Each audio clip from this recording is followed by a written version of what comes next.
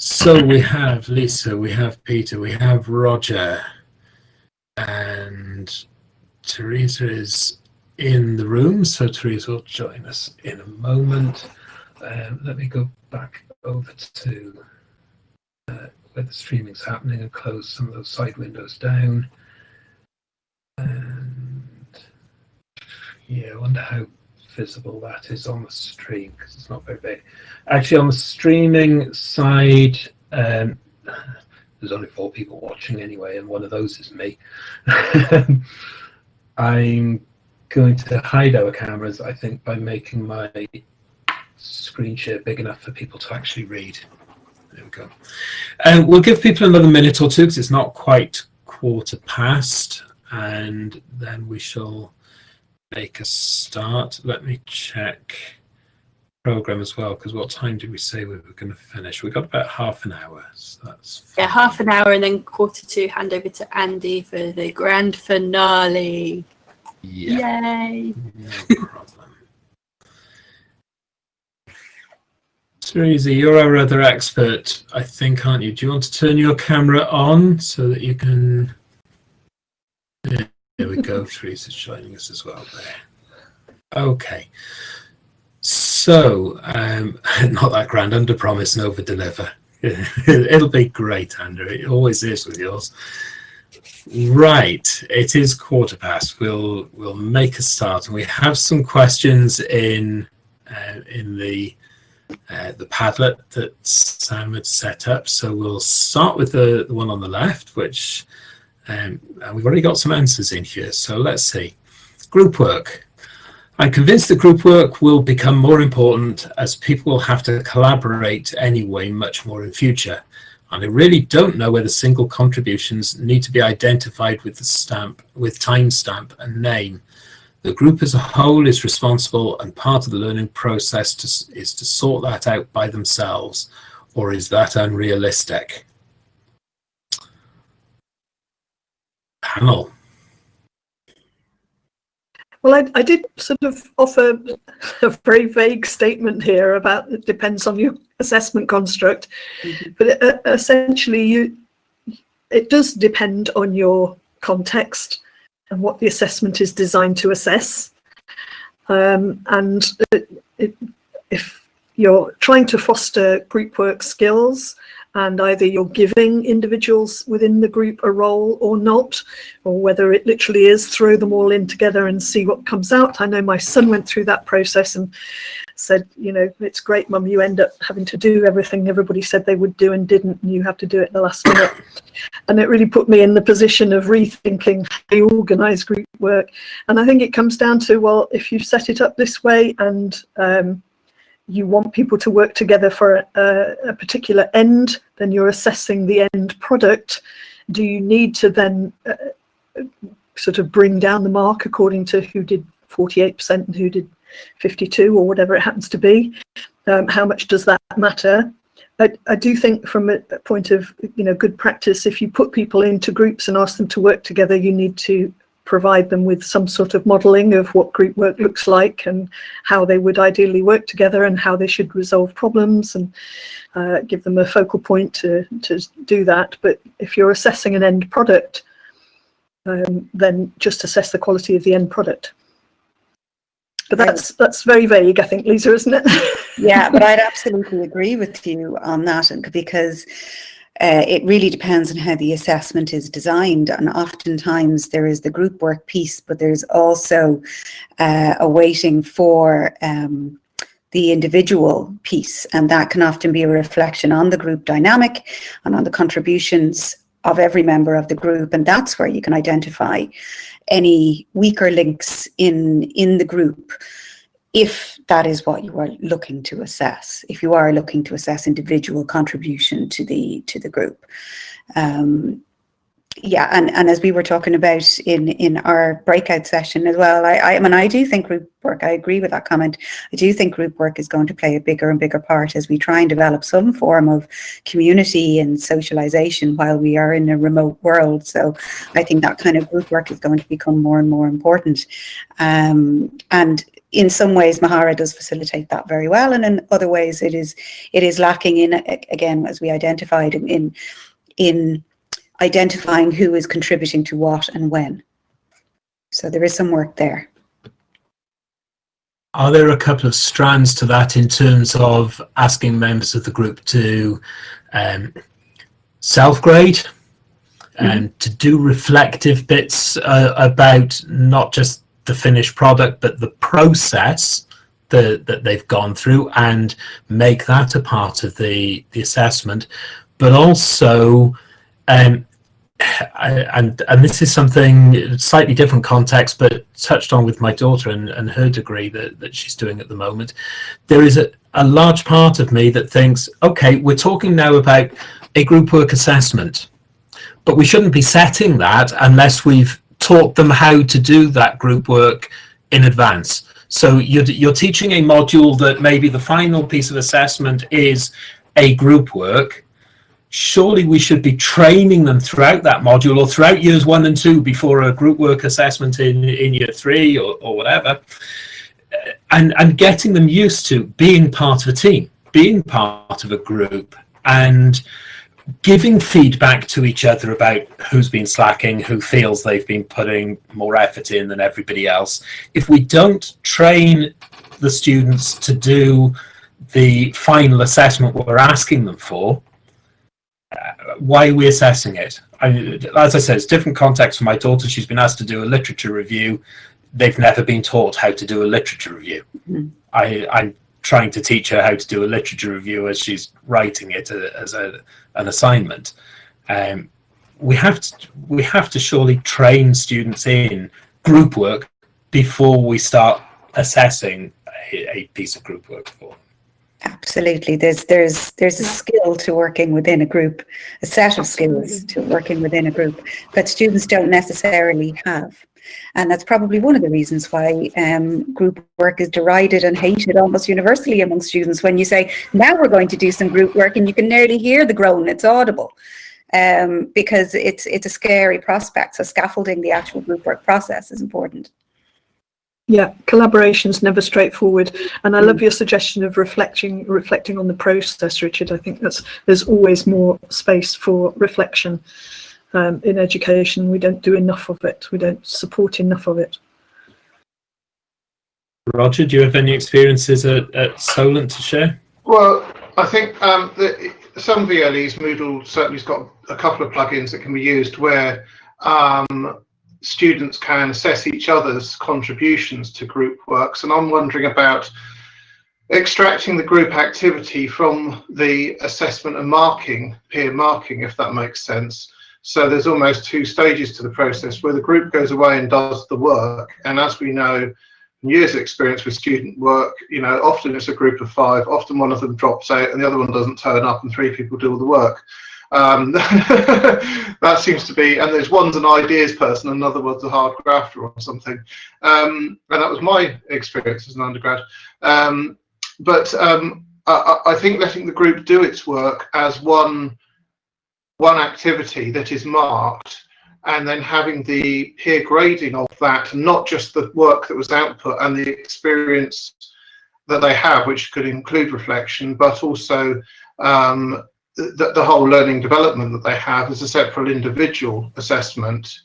So it's sort of repeating a bit what we said here with separating those 2 things out, because I think sometimes when they're mixed together, you can have some students working strategically to get, I want to be the group leader or the accountant or the whatever it is, the person who writes up all the notes, because I can generate more hits on the system and evidence easier my contribution. So I think separating them out is possibly a way of looking at it, and potentially in completely separate assessments, and then have the group work itself marked as a whole piece by the academic. as separate from the students marking or writing a peer reflective piece, if that makes sense. Yeah, sure.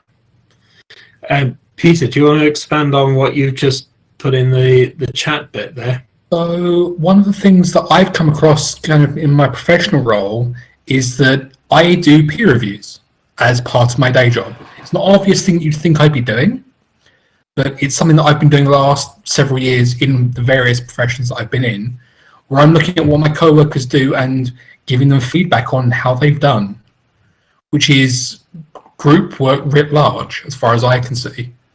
Bear in mind, I don't come from an educational background. So I'm wondering if, as part of teaching students how to do group work, we teach them how to do peer review, if that makes any kind of sense. Yeah, completely.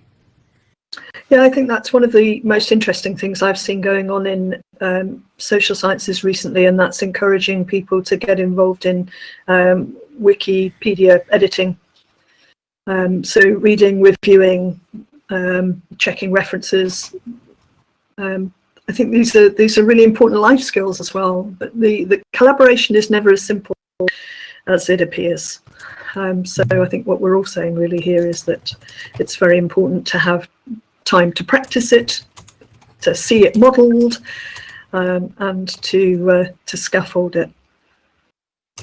And if I can just jump in on that, Peter, on your comment there, when it works, when peer review is implemented, it can work dramatically well.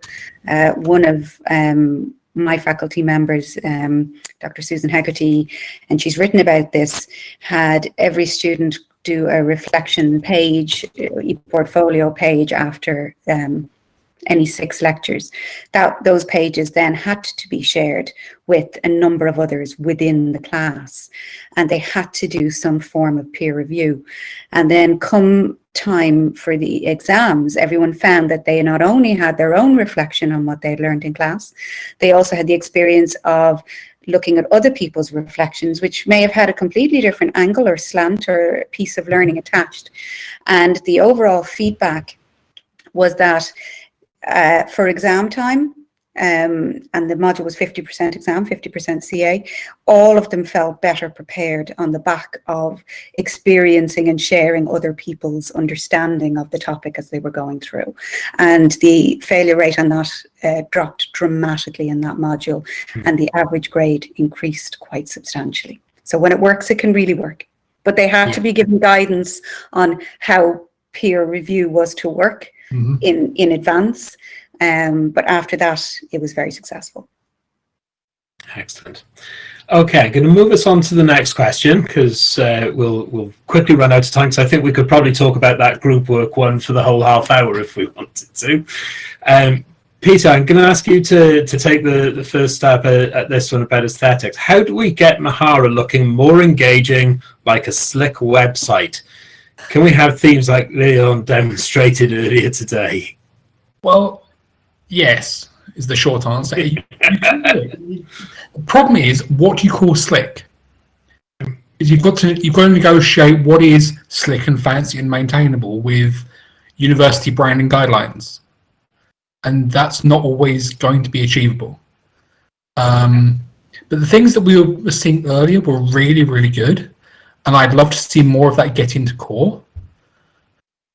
I will have conversations with Christina about trying to do some of that and seeing where we can get things in, but I honestly don't know about what their roadmap is for that. Making theming easier is a thing that I know is on the roadmap.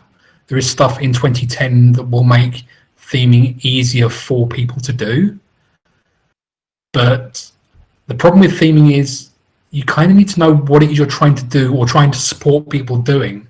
So we kind of need to hear what you want to do with it so we can build the tools so that you can do it. Yeah, that makes perfect sense, Peter. It's part of what I think we were talking about with James in the developer session earlier. It's all well and good to say, can we make it look like a Flash website, or can we improve all of this? But what do you actually want Mahara to do for your institution? Yep. Are you using it to serve assessments that are actually feeding just into Moodle? Are you using it as a proper portfolio tool for people to generate resumes, CVs, collect evidence for higher apprenticeships? There are a range of uses for an e-portfolio tool, and what do you actually want to do with the tool? Ask your users, because then you can target what they want. What do you actually want the site to look like to facilitate what your users want to do with it? That's got to be the starting point. Yeah, Lillian's posting there. What do you want to do with the tool? Adapt the interface to do it in the simplest way. On the It's all question about purpose at the end of the day, isn't it? It is all about purpose. Yeah.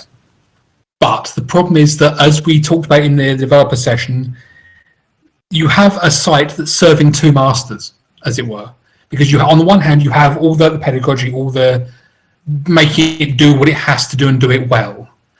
The problem is that the people who are holding the purse strings for development don't really care, if I can be blunt about it.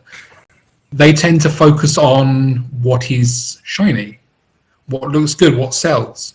We've all come across the situation of the good sales presentation sells a product. And sometimes things like accessibility get lost in that. And that's a really hard situation to be between, because you've got to fight both battles with one product. And I don't have any good answers for how to do that. Because invariably the people that have the money are the ones that win. Yeah. Unfortunately. Can I just say a quick comment? I think what we're also seeing is an increasing merger, and this is almost consumer demand or participant demand, between business software, education software, and consumer software, consumer tech. So we've got the easy peasy to use things like I don't know, can't think of something off my head. Like Twitter used to be 10 years ago before I added 1,000 features. So it explodes on the market and becomes extremely popular extremely quickly because it's really easy to use, and then over time it becomes bloated. So that sits for me as consumer. There's the business software, the Microsoft suites and those sort of things. And then there's the education, which is where Mahara lives. But I think we're seeing quite, that triangle is getting smaller. The distance between those products is getting smaller. Business is creeping into education, from one side for the money more than anything, and the customers, and getting customers onboarded as early as possible. And that's not a new thing. Apple put Macs in schools in America 25 years ago, and I was working on school software then, school kids games and stuff. So that's market. So it's not a new thing, but I think it's becoming closer. And then we've got the demands of the consumer. People like my kids, etc., who've come up with really easy things that they can use on their phone and just crack on with, expecting the same experience when they hit education. So I think we're seeing that triangle get smaller, and I think the consumer tech and the business tech's getting much closer together, and the education tech's going to need to catch up with both of those, so students are both ready for employment and also they're engaged in the platforms and not have it trip them up. And not have the technology as a barrier, which I would say something like Second Life many years ago was. You could do fantastic things with it, but the technology was just unusable.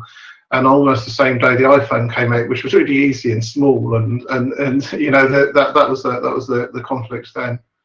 So I think that's the thing we need to work on is that drawing our educational software closer to business and consumer expectations.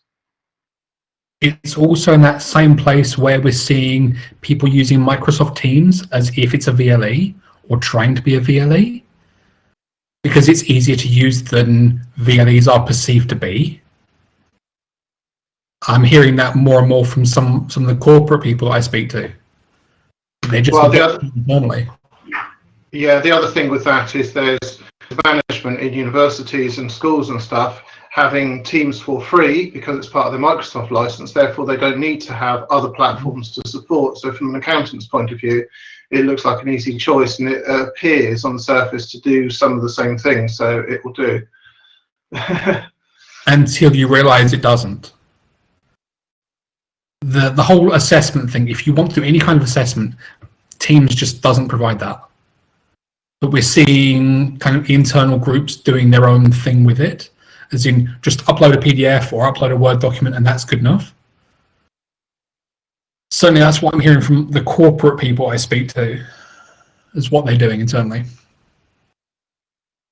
Yeah, that's true, and we've got the same thing. We've got quite complex and well-developed assessment process. There's a lot of back-end administration, you know, access for external examiners, various marking on weird and wonderful alphanumeric grade scales, management of lates, management of extenuating circumstances, individual extensions, off-job training hour recording for apprenticeships. We've got a myriad of things buried in the VLE that are only able to be bespokely built there, I think, as much as anything else, which will no doubt turn up on a spreadsheet one day if they couldn't find anywhere else to do it. There you go.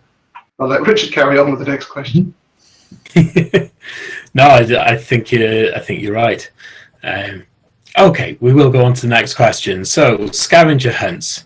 Are there examples and use cases where Mahara has been used to facilitate a scavenger hunt for HE students as a form of formative assessment, welcome week activity, or the like? Sam has said Roger can share something on this induction with the duck actually emphasised on there, Roger. I've already spoken. I'll just cover this quickly. This was a project, and it was cracking on for a decade ago, I think. No, it was quite a long time ago. It feels like about 8 years ago. But this was a joint, very small funded project. I think just funded. I can't remember, so long ago. But UCL wrote up their side of it, which I posted. I've just looked and I can't find our side of it. I don't know where it's gone. It's buried. It's disappeared off of Mahara. But basically what we had for our side of the project, we put various posters up all around the campus. I got students to do activities that involved going around the campus, so they familiarised themselves with the campus. Some were using the very early Mahara app that was there, some were using smartphones. We had QR codes on the posters, and it was different things like finding, how to get on the Wi-Fi, how to find the canteen, how to find, their way around. But as they did it, they built their portfolio in Mahara, and their portfolio submission was the entry into the competition. And if I remember right, we had sort of 2 or 3 iPads that they could win as the prize. The caveats I'd say, and things that didn't work, were it was done during, I think, Freshers Week or the first week of teaching. We didn't get a huge amount of take-up with it because so many students were buried in so many other things. So I think it would have worked better in sort of week 5 or something like that. Once the hangover and the million tours of the library have finished. So something like week 4 or 5 was probably have worked a bit better. And because there were so many things going on in the first couple of weeks. The other thing we had feedback from students when I fed back is actually we had more feedback than we had entries, which was interesting. So we had lots of people interested in it, and then they all thought, oh, well, we're not going to win, so we're not going to do it. So actually the idea of a prize, I'm wondering if that was a good idea or not. But certainly getting students to build a portfolio page, no matter how rough and ready, and there was activities and hints on every poster that we put in all these various places, and we covered all of our campuses as well to make sure our outliers weren't left out, meant that they'd evidenced what they'd done, they'd been to the various places, they'd written or reflected something, and then they'd, and Sam's found the links, she's put them on Twitter, I couldn't find them fast enough when I saw the question. So things like that worked really well, and having students submit the portfolio as their competition entry was the bit that worked quite well. Teresa or Lisa? I really only have a question. I would love to do that, or it's an online equivalent, and see how that might work to try and support the students that won't be on campus to gain that same induction experience. So I might just have to put my thinking cap on, because it would be fabulous to use a tool that the platform that the students are going to be using throughout their college career for assessment and work placement and other purposes, and use it at the outset, but use it as a medium for finding out about all of these other things that they're going to need to know. Yeah, I was just wondering actually when Roger said that maybe the students were a bit too busy in that freshers week and first week of teaching. Other than the campus tours bit and finding their way around the physical environment, are there elements of that kind of induction process and portfolio building that they could actually be given before they arrive and actually do some of that introduction to some of the systems, introduction to using Mahara, introduction to the libraries and whatever before they actually get there? Lisa? We do that currently. We have, for the last 2 years, possibly 3, certainly 2 years, we have a Discover DCU, the H5P object in a Moodle page that any student who has been given an offer of a DCU place has access to. So they have access to that from August. So a long time before we physically see them on campus. And that Discover DCU course has information on discover your community, discover your technology, discover various other elements around and about their DCU learning journey. So we do that, but I suppose now that we have to make that more, because that was always the starter for 10. And then we would have them in for orientation and beef up all that knowledge face to face. So now we're trying to make that more. And I think if we, and we were using Mahara as part of that, as once they completed each section of the Discover DCU course, they were to write up a reflection. On completion of the entire Discover DCU, they got a digital badge. So in an ideal world, certainly our model students would have completed that course long before they set foot on campus and would have a better understanding of what they were about to face. But it would be great to be able to I suppose, incorporate more of the active learning that could take place as part of something like a scavenger hunt in the online realm. Excellent. We'll touch quickly on the learning curve question, but I'm aware I've allowed things to go a little bit and we're starting to run out of time. I think it almost touches still on the scavenger hunt one. Like all tech, there is a learning curve for students with regard to using Mahara. What's your advice for onboarding students efficiently? Kelly, sorry, I can't see your name. Kelly, my eyesight's not good. Kelly Fleming in the USA, so I'll be asleep during most of this. I'll be likewise when I attend the Mountain Moot in tonight and the next couple of days. Lisa's got something to say. Can I just say, Peter put something interesting in the chat a moment ago that I think touches on this as well, that from a development point of view, wondering whether or not something similar to Moodle user tours could be ported across to Mahara, which is an interesting idea. But Lisa, I think you had something to say. No, I was just closing my curtain because the sun was beaming. Oh, sorry. Okay, I saw your hand go. That's all that was. Yeah, the joys of working from home. And Sam is saying, show them what a finished Mahara portfolio looks like. Yeah. Interesting aside point on that. When most developers come to Catalyst, they've not worked on Mahara before. So one of the things that all new devs at Mahara Catalyst get is a quick tour in Mahara and what a portfolio looks like, because most of them have never seen one. Yeah, I think that's so important. We tend to think, okay, here's a space, in you go. We're not like that with physical spaces. We don't throw people into libraries and just say, get on with it. And, we assume perhaps that they've been there before. But, a university library is very different from your local village library or your library bus if you're lucky enough to have one. So we must spend the time in the environment, and we must have a good purpose for bringing people in so that they've got a reason to explore, and they must be able to take things out that they find useful if they're going to be encouraged to stay there. So they must grasp that purpose and understand what it can be used for. One of the first things I do with the language learning e-portfolio is to encourage the students in the very first instance, to make themselves a page for their sports group that they're in, or for their community group, or any student group that they're a member of, and share it publicly with, or share it with those students. So they design their purpose and they find their way around. And purpose comes before everything. None of us want to do things if we can't see the point. Yeah.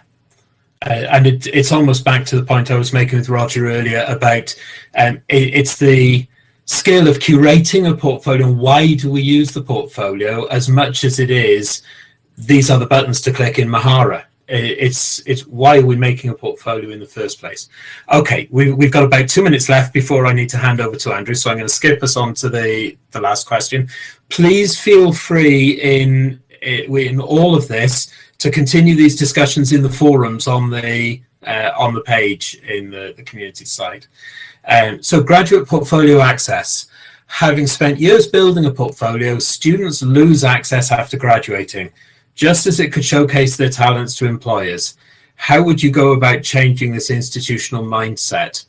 I'd say don't take it off them immediately in the first place. Give them at least a year or so access afterwards, and teach them how to export it so that they can use those features and take it to wherever they want to go.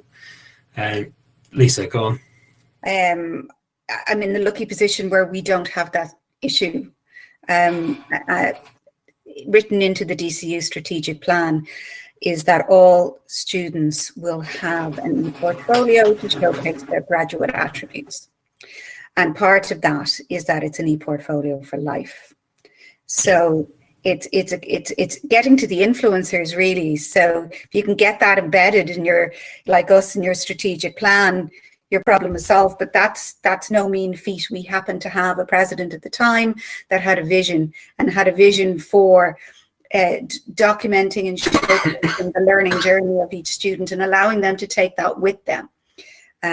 So it's probably not an easy job, but certainly within DCU, that's been really effective. Though we have not evaluated yet to what degree are those e-portfolios still being used after graduation.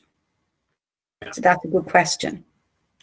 And from a technical point of view, Peter, it isn't that difficult to switch someone's enrolment over from a single sign-on within the institution to a manual login on the same system. Just allow them to keep accessing it. Not at all a problem.